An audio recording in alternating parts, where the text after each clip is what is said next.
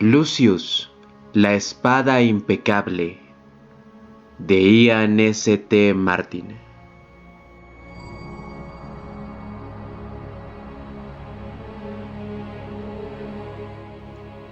El camino hacia la condenación no está determinado en la suma final de una vida. El ennegrecimiento del alma se mide por grados, de latido a latido. La perdición no nace en el estruendo y fuegos de la guerra, sino en el silencio de una mente solitaria. Fragmento recuperado del Opus Europeo antes de la unificación.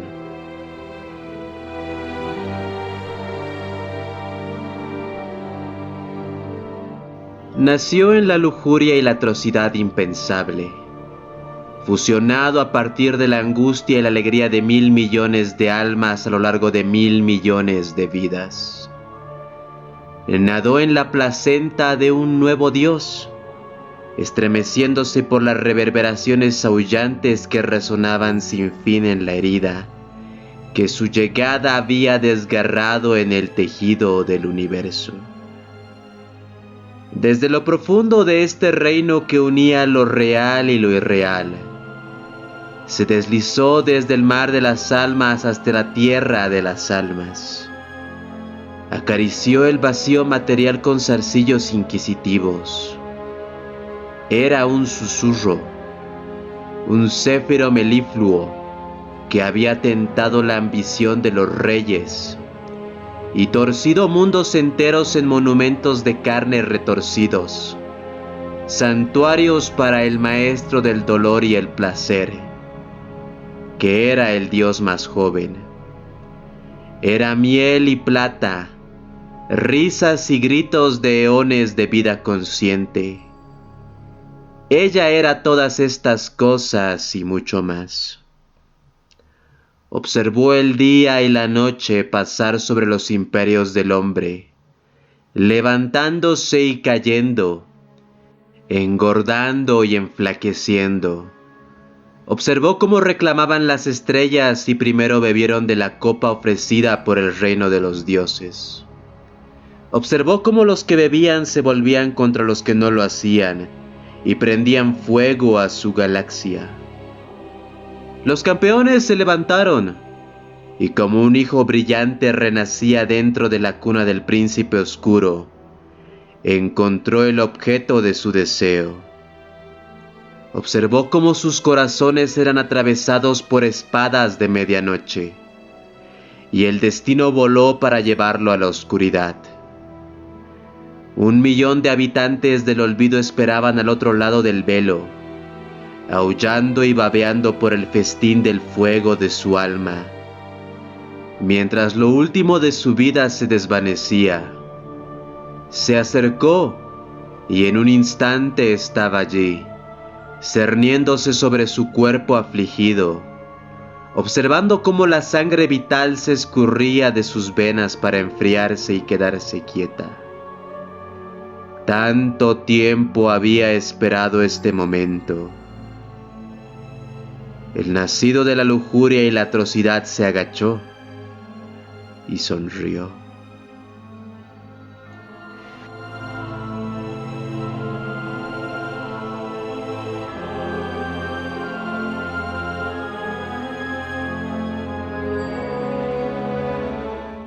El Pitkur se lanzó en picado a través del torbellino.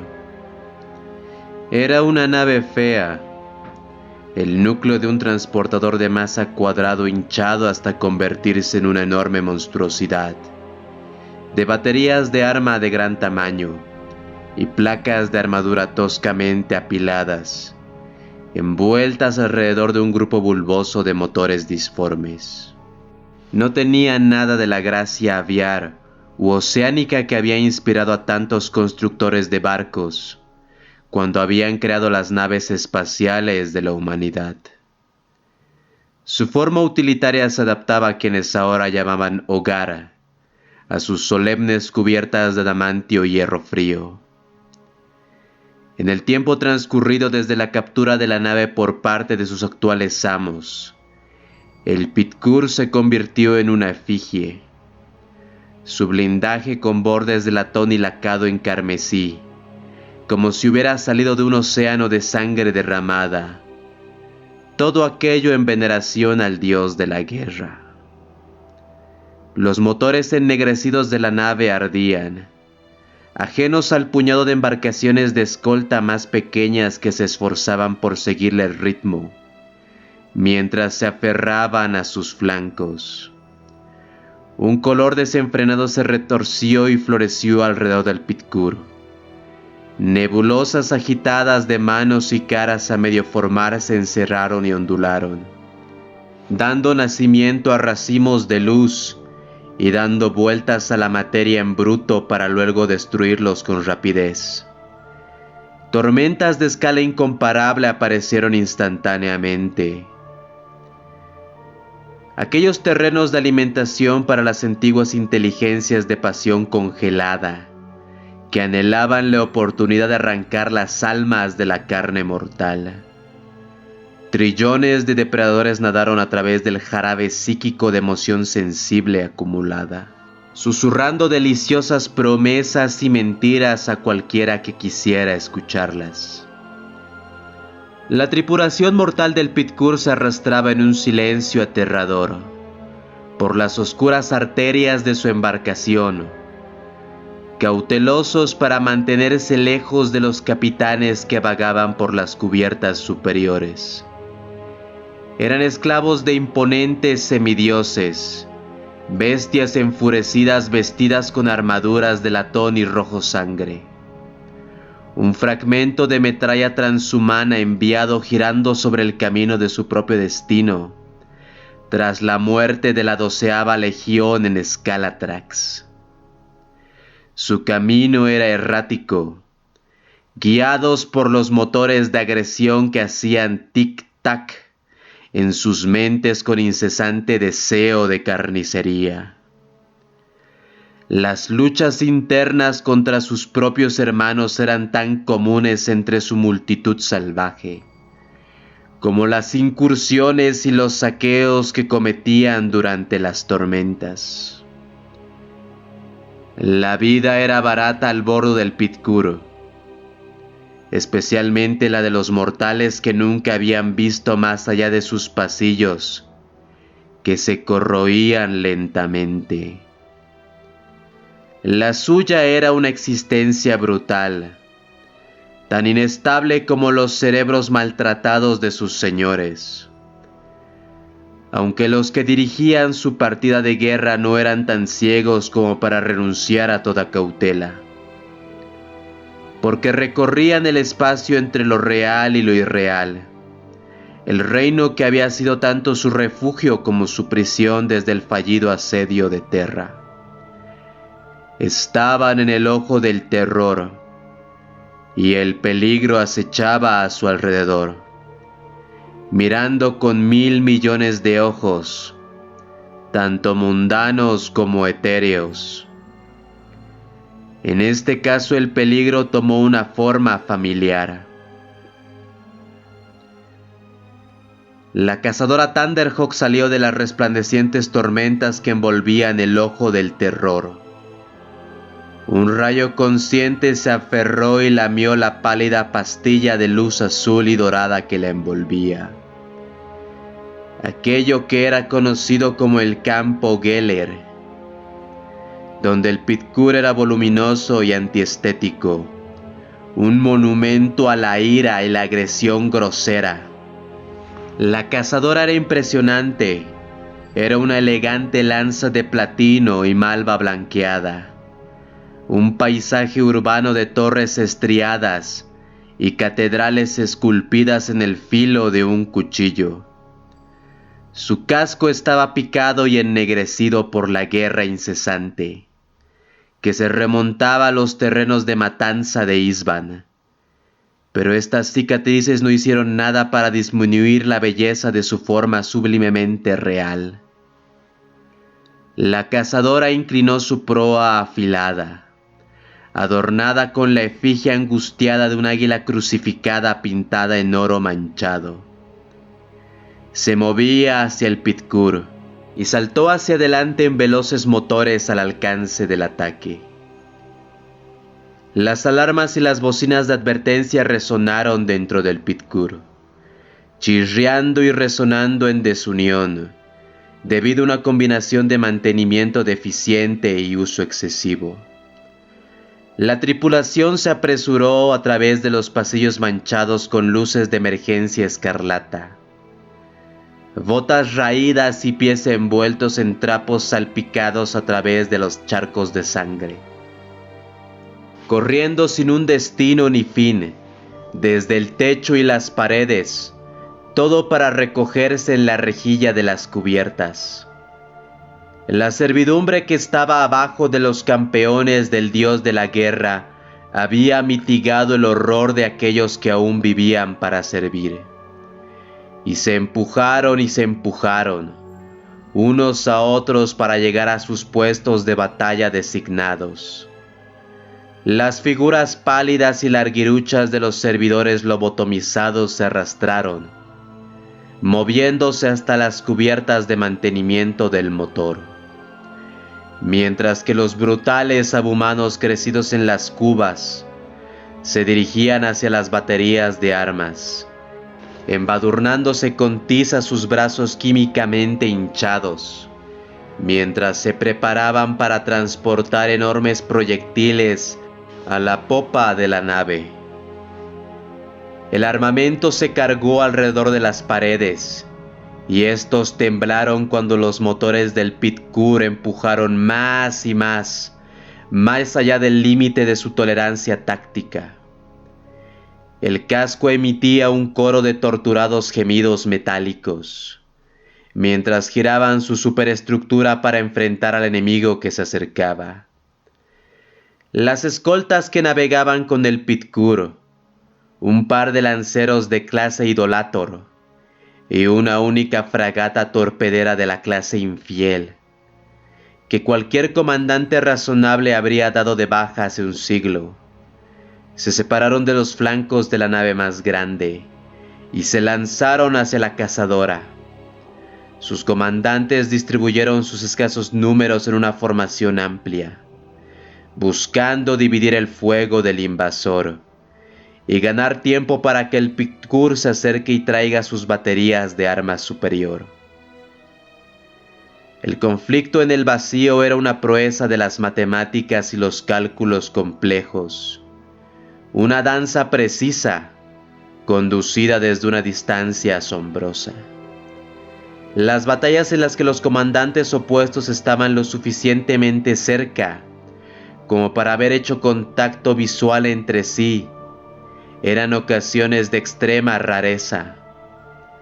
La cazadora había llegado prácticamente por encima del Pitkur y sus escoltas, disparando de inmediato el aullido de las alarmas de proximidad extrema y las bocinas de impacto en los puentes y las cubiertas de mando de todas las naves. Sin embargo, esta elección de táctica estuvo lejos de ser inesperada, ya que quienes libraron las guerras de la Legión prefirieron enfrentamientos de naturaleza más íntima que los que libraron las armadas convencionales. Lanzas brillantes como una migraña de luz crepitante surgieron de las proas bifurcadas de los asaltantes Idolator. El casco de la nave modelo Infidel se estremeció con humo y fragmentos de los restos cuando lanzó una serie de torpedos a quemarropa.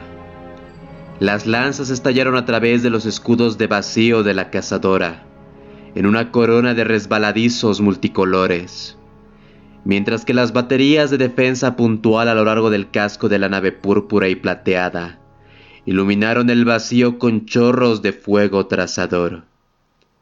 Cintas doradas de proyectiles golpearon la artillería entrante, reduciendo los torpedos a pequeñas esferas de fuego en expansión, que rápidamente se encogieron y se desvanecieron hasta la nada. Unos pinchazos de luz se juntaron a lo largo de los flancos de la cazadora, mientras sus propias baterías de lanzas se cargaban. Brillantes rayos de energía la vincularon a las 3 naves de escolta en un abrir y cerrar de ojos.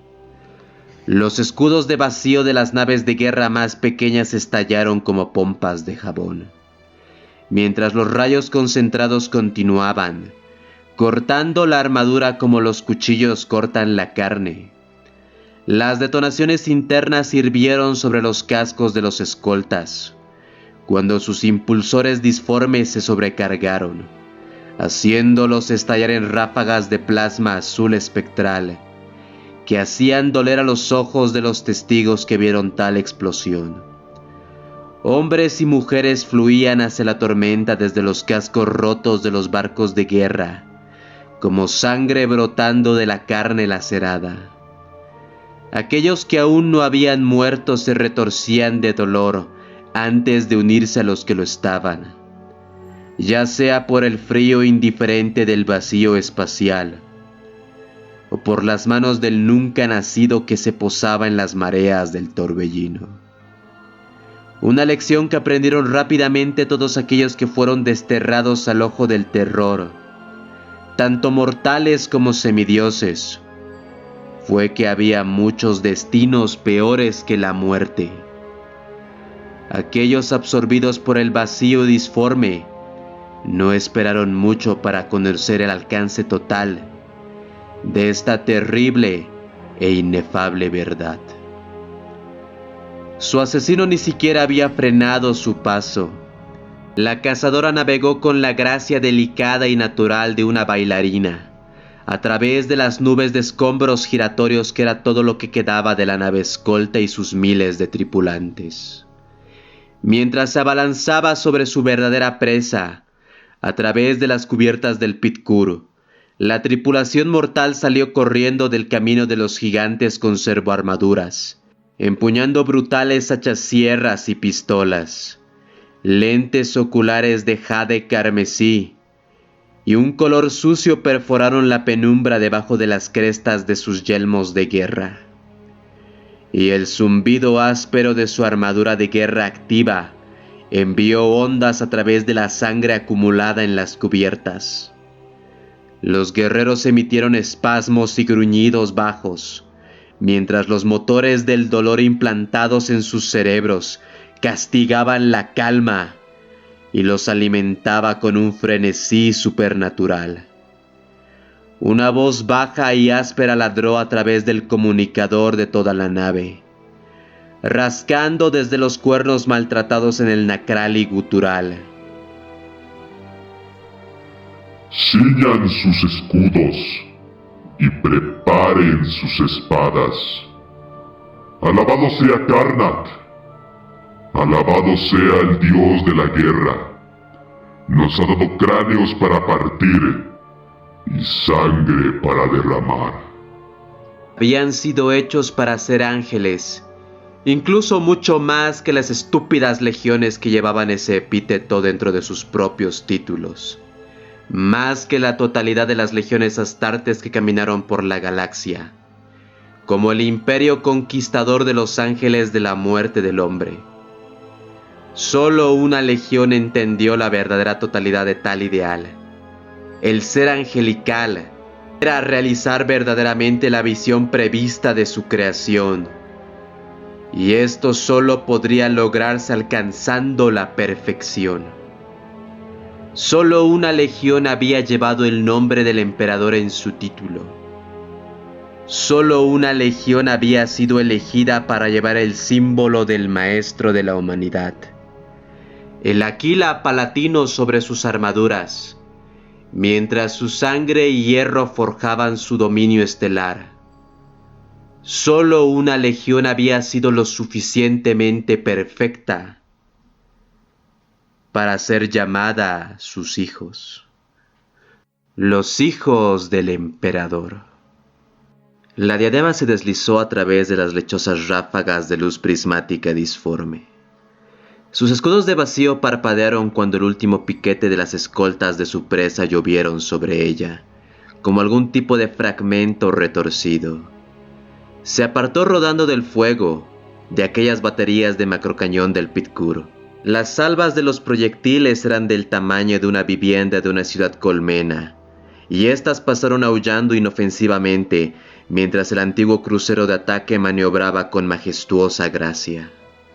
El transporte de masas muy modificado delante de ellas se inclinó por el retroceso de sus armas, incapaz de igualar la agilidad sobrenatural de la diadema, mientras ésta acuchillaba a corta distancia la nave. Lanzas y baterías de armas más pequeñas se unieron en el espacio entre las dos naves y la tormenta de fuego que yacía entre ellas, cuando la diadema se sumergió bajo el Pitkur. Mientras el crucero de ataque Heliotropo todavía iluminaba el vacío retorcido a su alrededor, con la luz caleidoscópica de sus escudos de vacío intactos, los campos de energía en capas del Pitkur se habían sobrecargado, y nubes de emplazamientos de armas rotas y armaduras destrozadas colgaban en órbita, sueltas alrededor de su casco. Cientos de tripulantes se desangraron en el vacío por las brechas en la cubierta, desgarrados por los brazos expectantes de los nunca nacidos, que eligieron el ojo como su lugar de alimentación. Deslizándose bajo los cañones del Pitkur, la diadema ejecutó un giro inmaculado, convirtiendo la era de sus baterías de lanza en los conjuntos de motores subdisformes del transportador de masas. Mientras su presa se detenía, arrastrando una cola chisporroteante de gases de neón de las unidades de propulsión rotas, que se derretían hasta convertirse en escoria carbonizada, la diadema continuó rodando. Astillas de color lila oscuro o rosáceo salieron disparadas de sus flancos antes de que quemara sus motores brillantes y pasara volando junto al Pitkur herido. Como semillas esparcidas por un campo, los diminutos dardos de las cápsulas de abordaje se hundieron en el vientre indefenso del transportador y se engancharon firmemente a su casco. La mayoría de los devoradores de mundos a bordo del Pitkur, según las tácticas estándar al repeler las secciones de abordaje del vacío, se reunieron para tomar posiciones en los sitios de mayor importancia estratégica. La mayor parte de los desplegados en sus pasillos tenían la tarea de proteger la sala de máquinas, las cubiertas superiores y el puente contra cualquier invasor que intentara arrebatar el control de la nave a los guerreros de la 12ª Legión. Los ángeles caídos encerrados dentro de las cápsulas de abordaje buscaron un premio diferente. Sin embargo, el Pitkur, que era un pedazo de basura averiado, apenas cocido y apenas apto para viajar a través del espacio real o disforme, esto no significaba nada para ellos.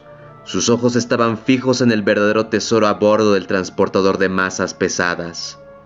Las masas llenas de gente apiñadas en la oscuridad de sus cubiertas de espera.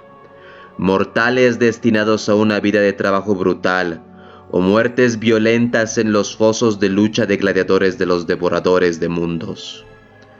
Los ángeles caídos habían venido a liberar a sus miserables del cautiverio de los grilletes de la 12ª Legión.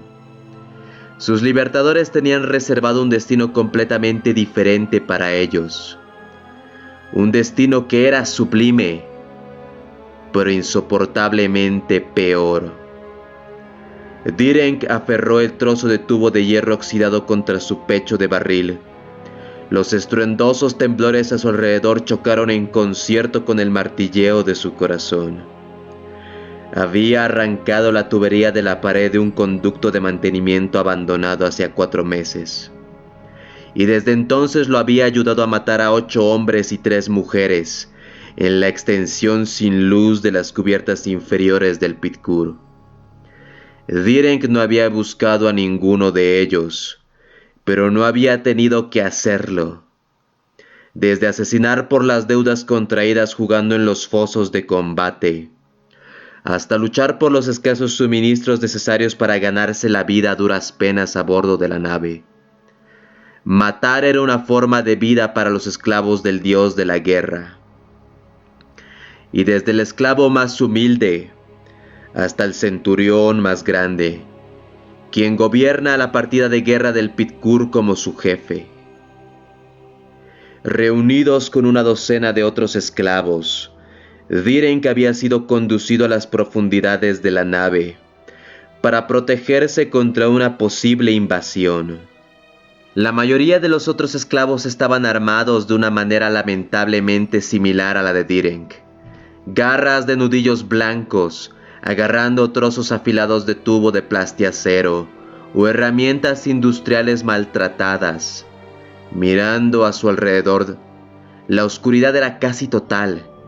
El corredor era invisible, y se preguntó qué podría hacer la colección irregular de ciervos para detener a los semidioses hostiles que intentaban abrirse camino hacia la nave.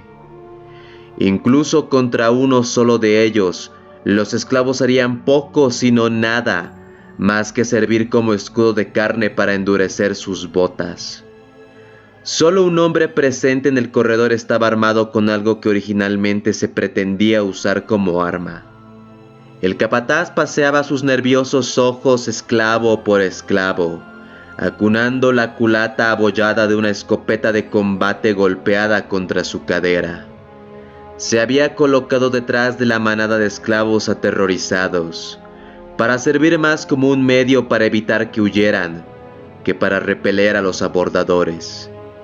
Limpiándose el sudor sucio de la frente, Direnc respiró hondo entre los dientes. Toda la situación era una locura. La idea de que alguien se acercara lo suficiente como para ser abordado por el Pit-Kur y su cohorte de asesinos modificados genéticamente era casi suicida.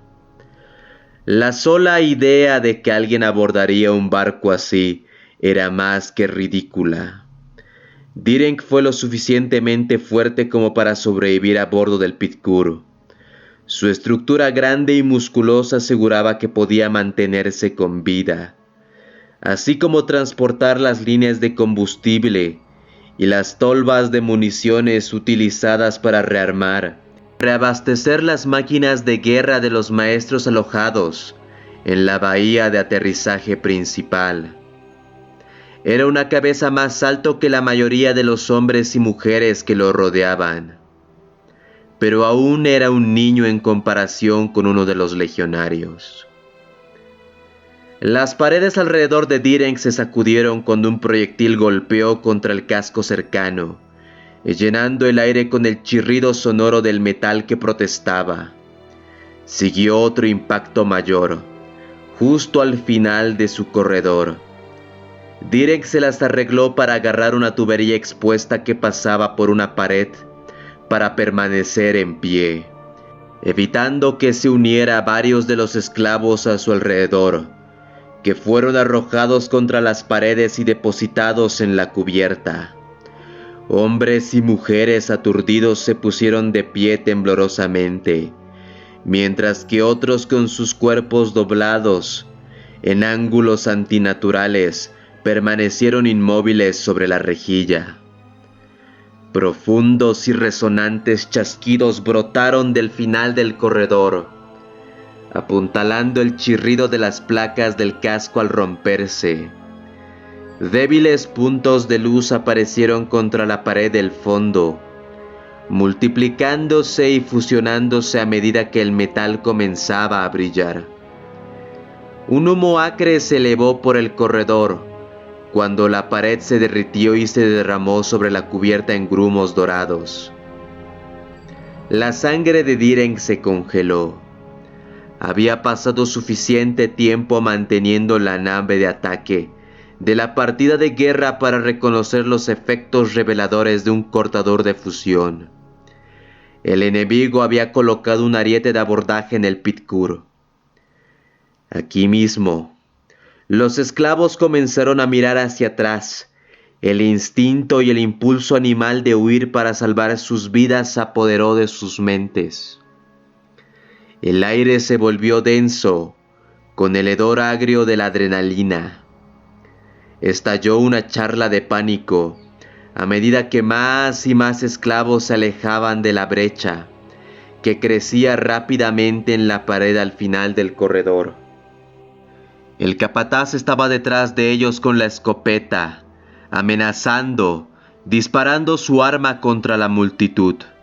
Un hombre cayó al suelo con un ruido sordo, con el pecho desgarrado por la explosión.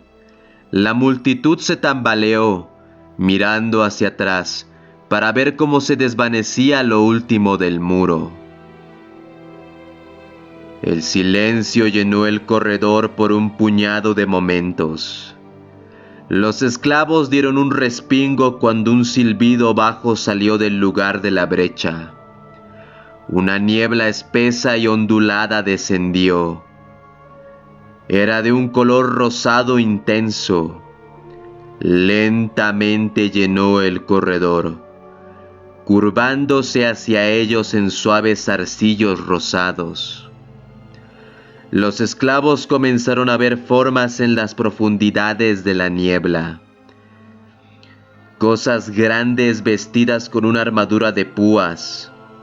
Legionarios. Y estos no eran sus amos. El pandemonio se apoderó de los siervos. Frenéticos se volvieron en masa contra el capataz.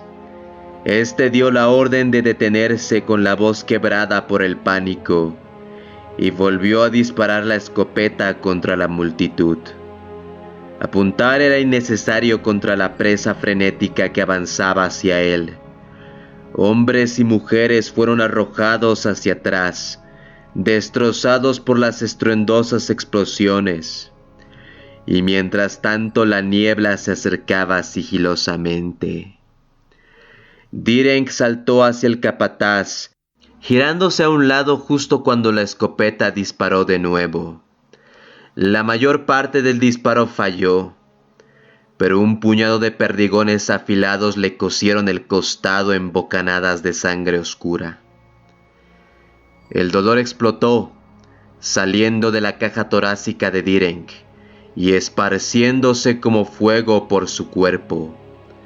La rabia lo obligó a arrodillarse y agarró al capataz aterrorizado por la cintura y lo arrastró al suelo.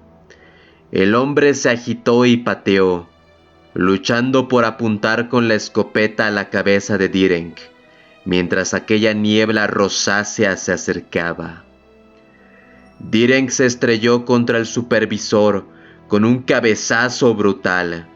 Sintió que se le partía la nariz y se le aplastaba la cara en un estallido de dolor negro y caliente. Pero también sintió que algo se movía en el cráneo del capataz. Aturdido, el hombre aflojó el agarre de la escopeta y Direnc se la arrancó. Invirtiendo su agarre en el arma, estrelló su culata contra la cara del capataz. Lo derribó una y otra vez, hasta que lo que estaba golpeando perdió cualquier apariencia de haber sido humano. Sangre, grumos, pedazos esponjosos de carne y astillas de huesos cubrían la culata. Resbaladiza en el agarre de Direnc, mientras se ponía de pie girando y llevando el arma a su hombro. La niebla lo había alcanzado. Rodó hacia adelante como un ser vivo de humo rosado, subiendo y entrando en su boca y fosas nasales. Llenó sus pulmones, atravesando las membranas para girar a través de su torrente sanguíneo.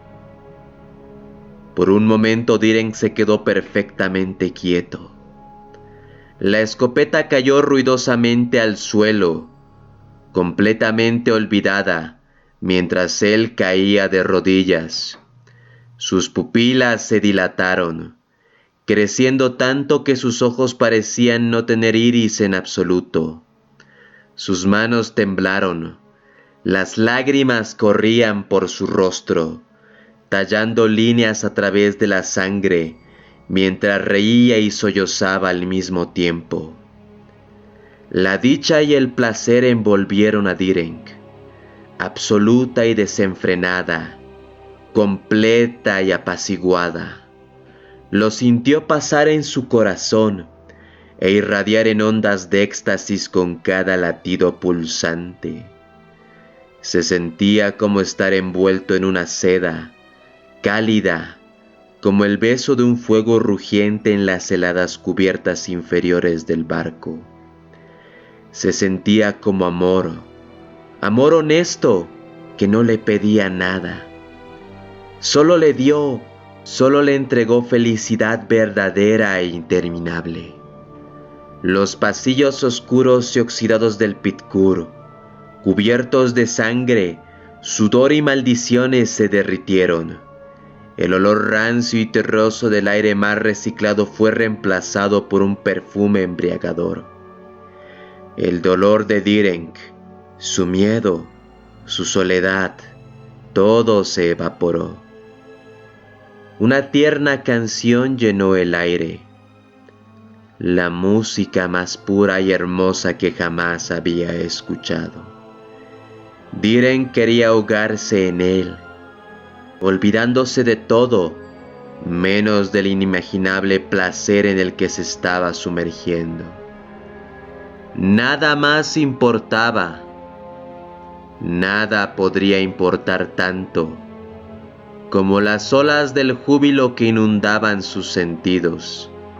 Acurrucado en posición fetal bajo la niebla, Direnc se rió suavemente mientras una espuma rosada brotaba de entre sus labios. Para él, el ruido metálico de las botas blindadas se sentía a kilómetros de distancia. Cuando pasaban junto a él, apenas registrado en su mente, mientras aplastaban los cadáveres hasta convertirlos en pasta en su camino hacia el corazón del Pitkur. Él pudo verlos, ángeles rosados, sus verdaderos salvadores.